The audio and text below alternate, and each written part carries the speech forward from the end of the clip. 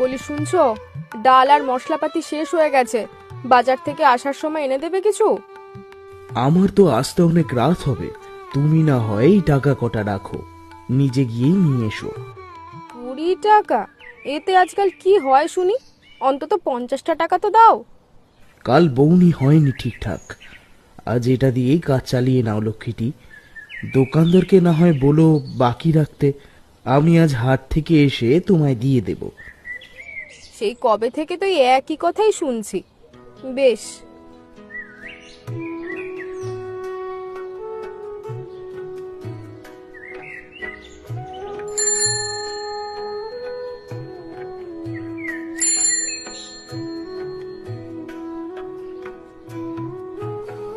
সবজি সবজি, তাজা তাজা সবজি নিয়ে যান বাবু, সব ক্ষেত থেকে তুলে এনেছি, সবজি তাজা সবজি।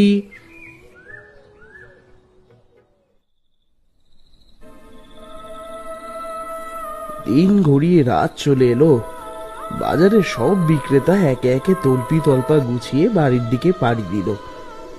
আজও আমার কোনো খদ্দের এলো না। বাড়ি গিয়ে শিলাকে কি যে কিভাবে মুখ দেখাবো জানি না।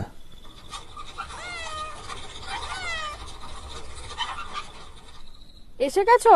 দাঁড়াও, তোমার হাত পা ধোয়ার জল দিচ্ছি।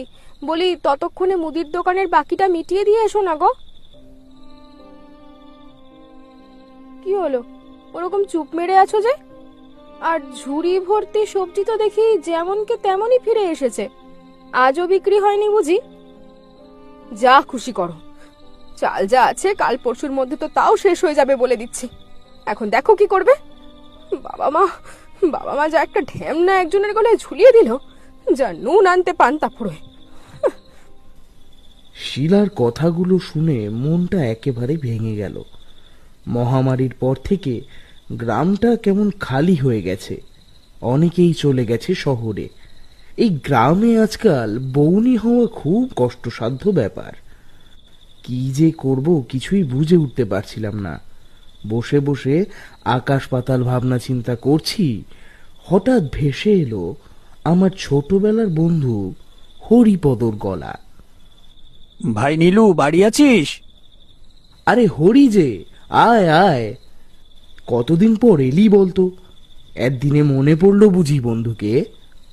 আর বলিস না ভাই, আড়ত সামনে আর সময় করে উঠতে পারছিলাম না। তা বৌদিমণি কোথায়, দেখছি না তো।